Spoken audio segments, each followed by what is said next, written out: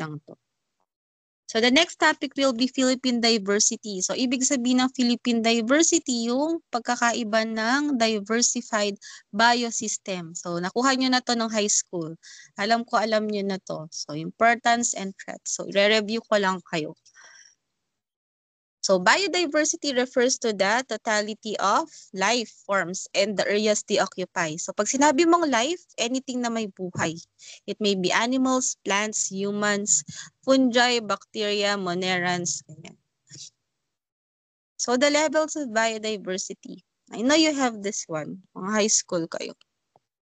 So we have species diversity, genetic diversity, and we have ecosystem diversity. Also, we have cultural diversity.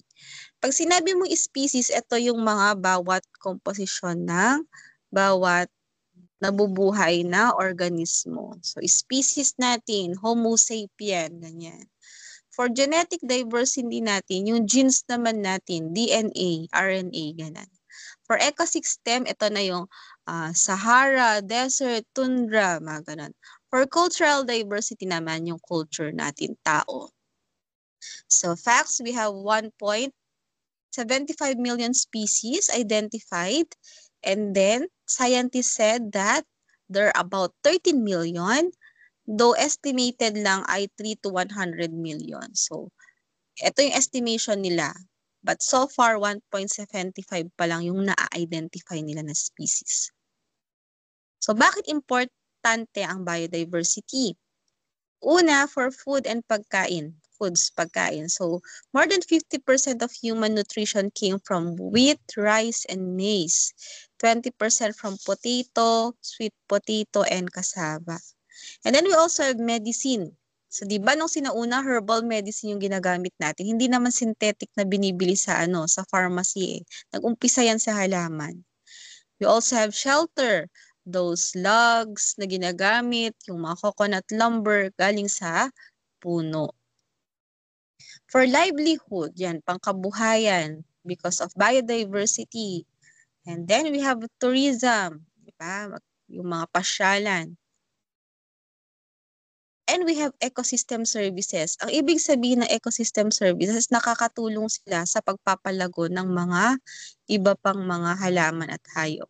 So for example, itong fruit bat na to, pag kumakain kasi siya, yung mga buto ng kinakain niya, itinatae niya. So yung buto na yon, fertilized na siya, pag nalaglag sa sa lupa, tutubo na siya. So because of this one, there's ecosystem services, mas dumadami yung halaman dahil lang kinakain lang yung prutas. Ayan, food chain. So you have this on your science elementary. Ano ang food chain? Yung halaman, kakainin ng grasshopper, si grasshopper kakainin ni palaka. Tapos si palaka sa snake, si snake sa eagle. Ngayon, ito namang si eagle, magde-decompose na siya. Pag namatay siya, babalik na lang sa lupa na magiging fertilizer ni halaman. For water system naman, itong nangyayari sa atin ngayon.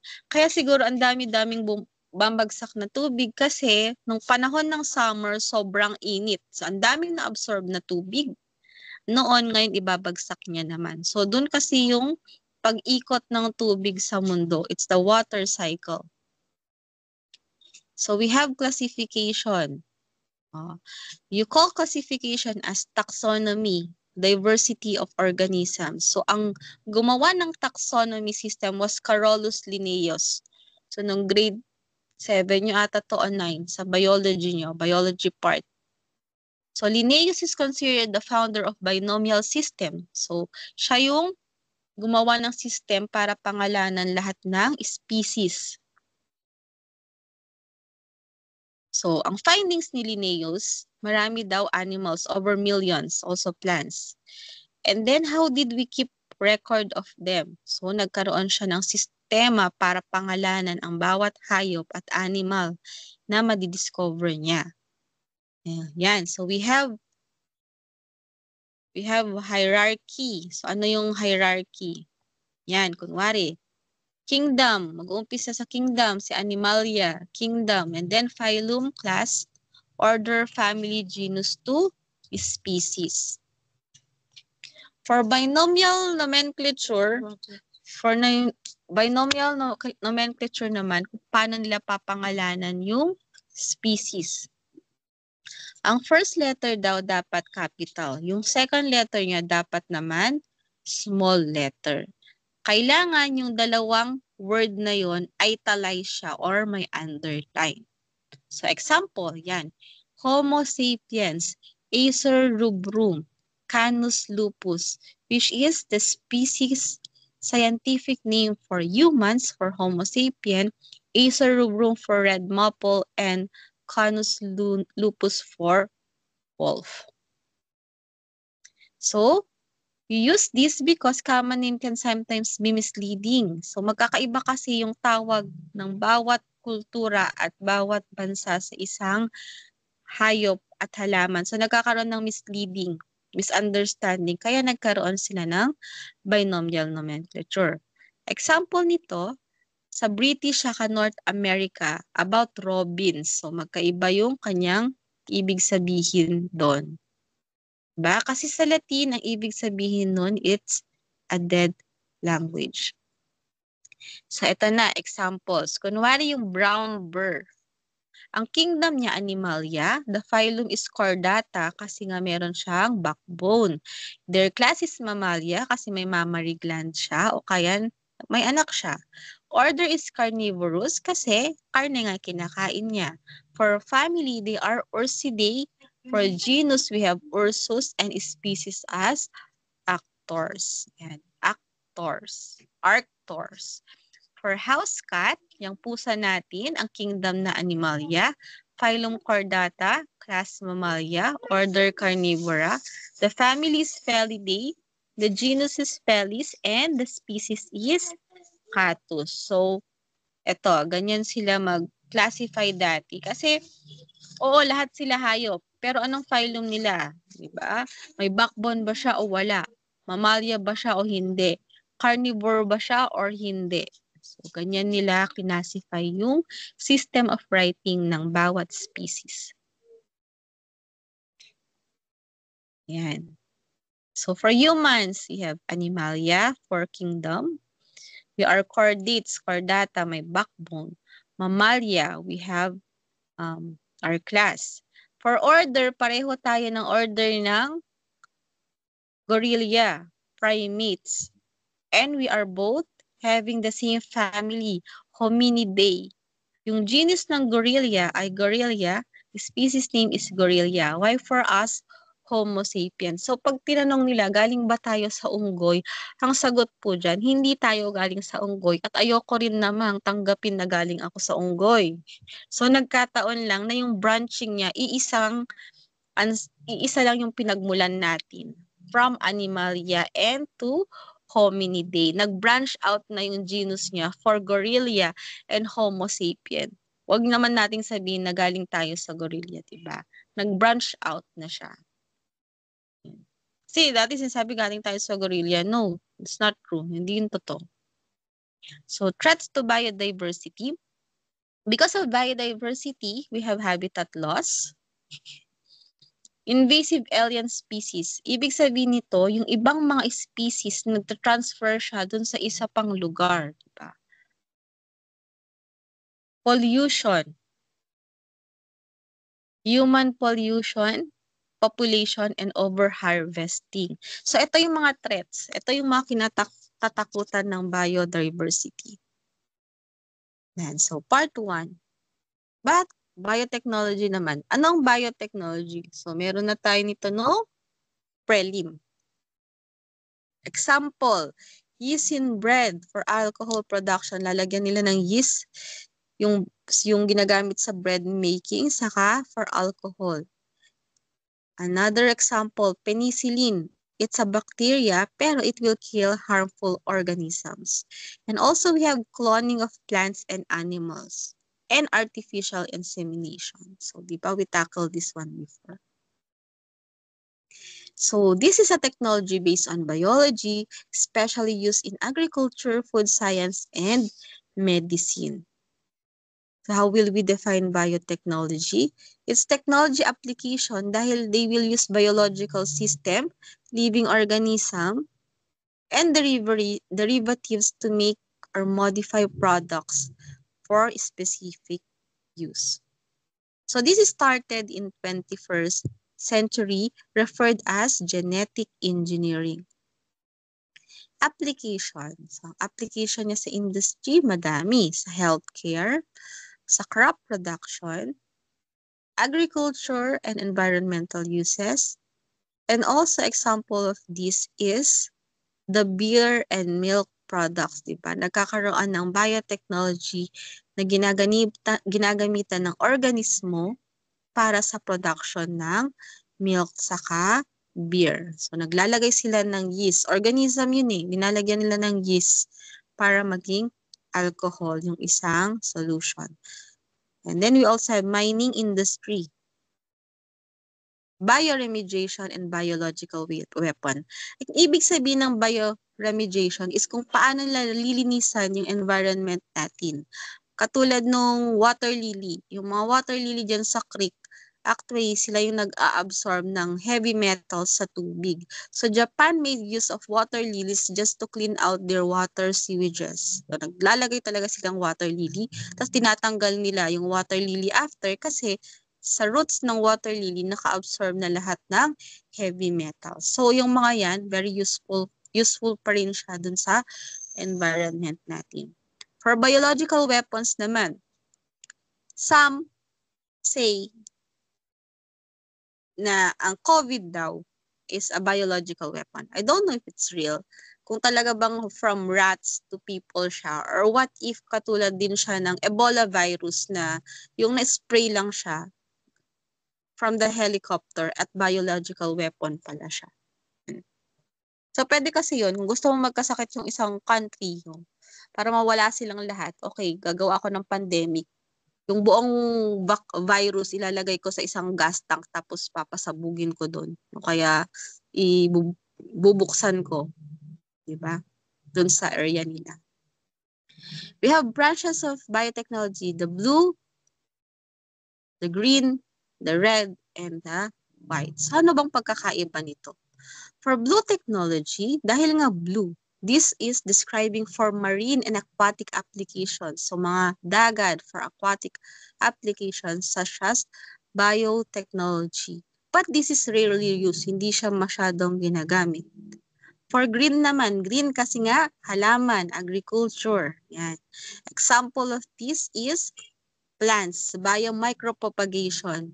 So, dati nag-work ako sa BFAR, nagpapatubo ko ng seaweed sa test tube. Diba? Hindi siya galing sa, sa dagat, kundi mismong cells, nagpo-propagate kami ng tissue culture ang tawag doon. So, we can propagate new species of plants and algae because of tissue culture. This is what you call green biotechnology. Ayan. So another example is designing transgenic plants to grow under specific environment or in the presence or absence of agricultural chemicals. So yung ginawa namin dito, yung environment ng salt water dyan sa Apari, dyan sa may Bugay, Santa Ana, ganyan, yung mga taniman ng seaweed sa Claveria, whatever, yung environment ng tubig nun, dapat gawin ko din sa environment ng tubig sa loob ng test tube ko. So, ang ginawa ko doon, nilalagyan namin ng chemicals, nilalagyan pa namin din ng vitamin C, ganyan, antibacterial, para yung tubo talaga ng seaweed ko ay healthy. So, we do green biotechnology. For red biotechnology naman, it is about blood, DNA profiling, genes, ganyan. So, manufacture of antibiotics, vaccines, genetic cure, manipulation, di ba?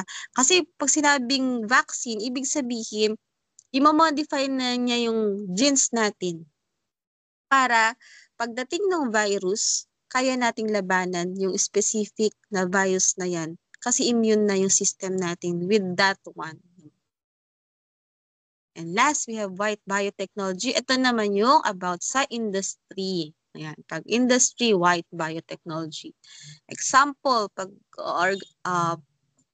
organisms producing useful chemicals. Ayan.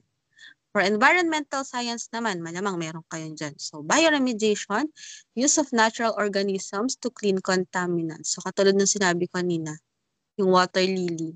Ginagamit nila panlinis ng mga tubig nila dyan sa estero, sa kanal.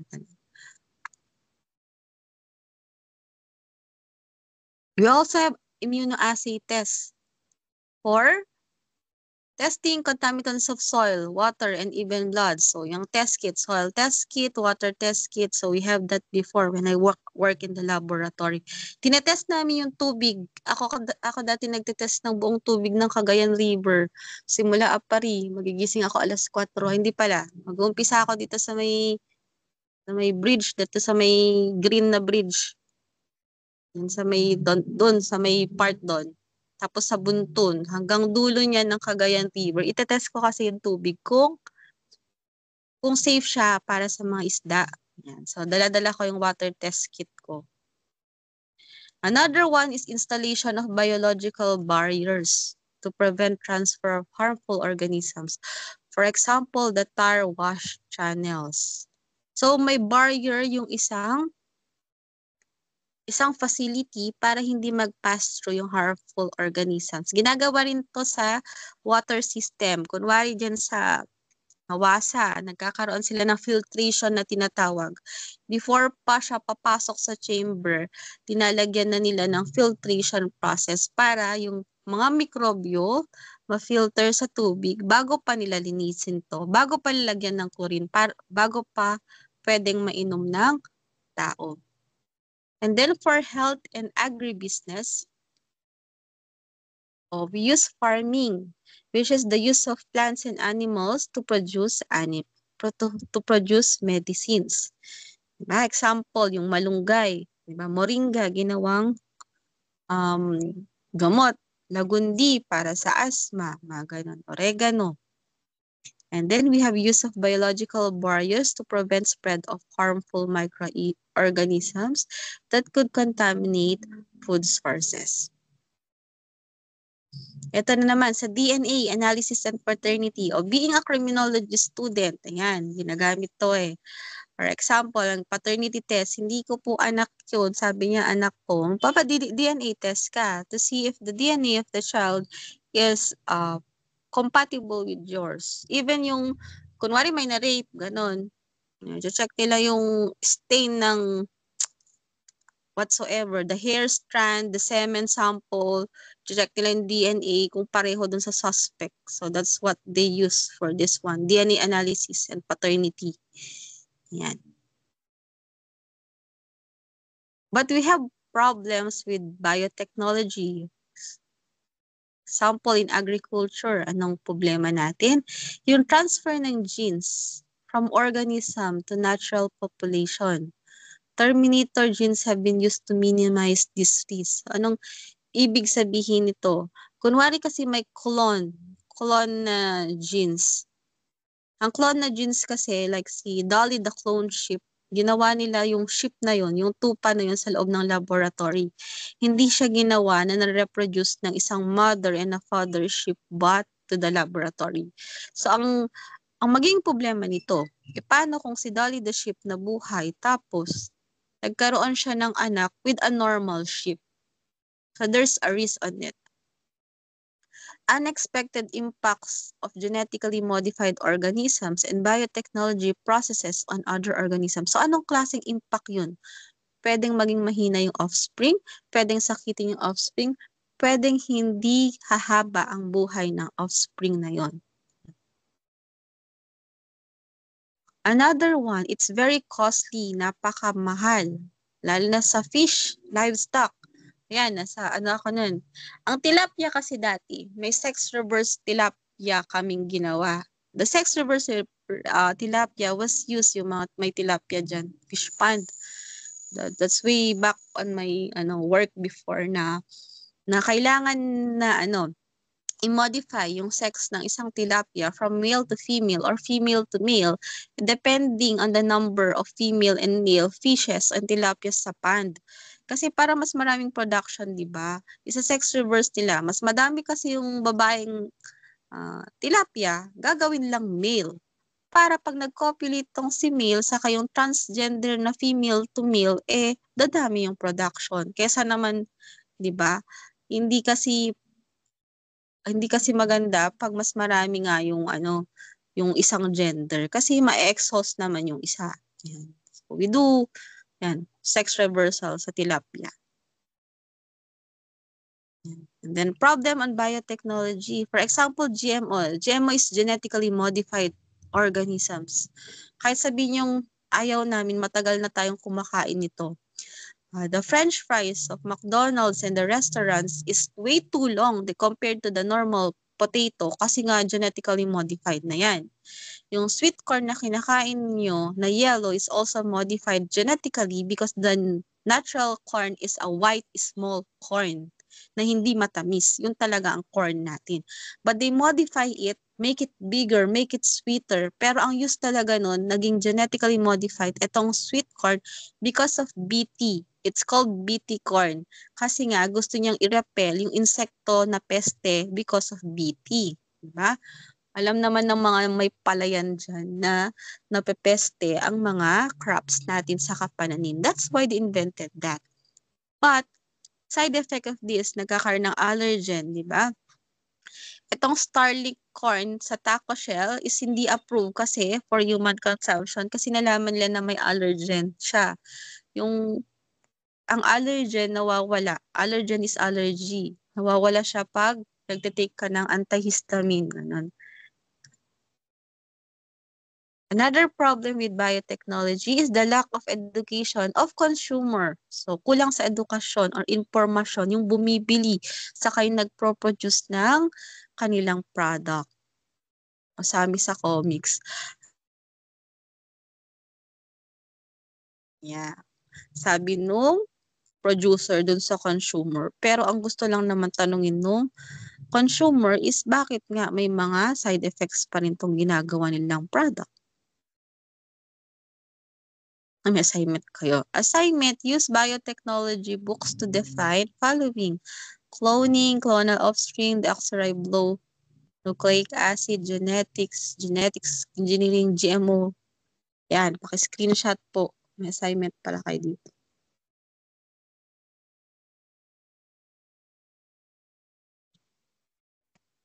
Ayan, screenshot ko na. Okay, sasend ko to later. So, ito yung assignment niya for the second topic. Ayan, thank you for listening. So, we're done with the second one.